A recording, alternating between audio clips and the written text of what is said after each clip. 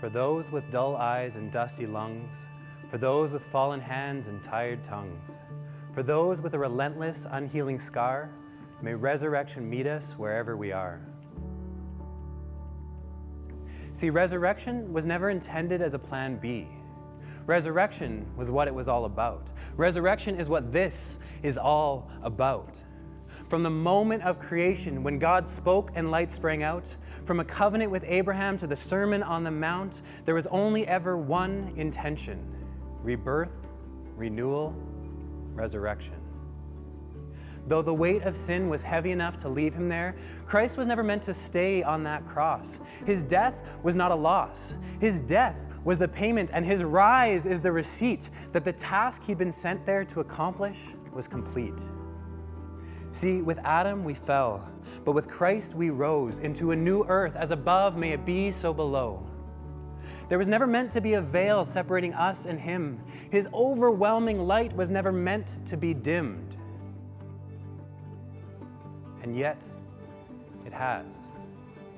Or at least it feels like it has. It's hard not to feel like death is everywhere, but this isn't new. Death has always been there. For death is every moment where we could have seen a fellow human and instead saw an enemy. Death is when truth loses its clarity, when greed surpasses charity, when hoarding leads to scarcity, when hope becomes a rarity. Death is blinding. But resurrection allows us to see life even in the places we thought were dead.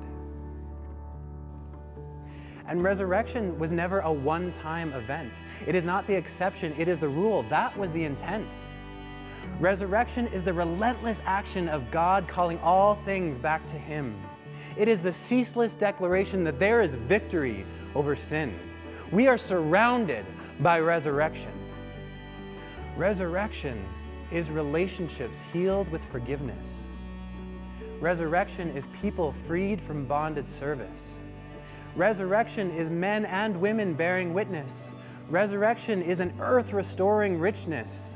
Resurrection is health conquering illness. Resurrection is chaos finding stillness.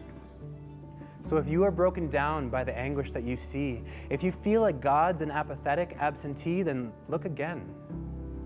If doubt and disconnection have become your commonplace, if you feel like you've just lost sight of grace, look again.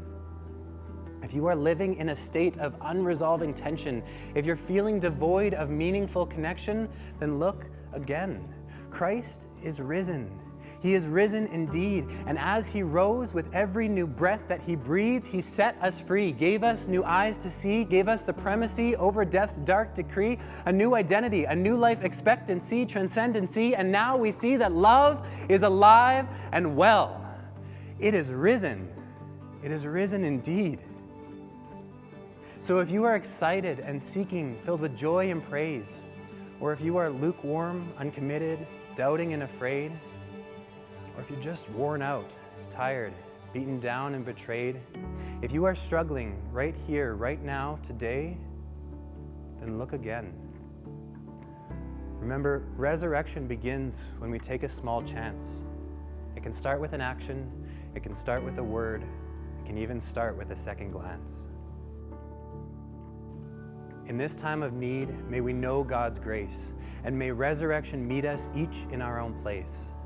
And may God grant us the courage to look again, to see a new life in Jesus. Amen.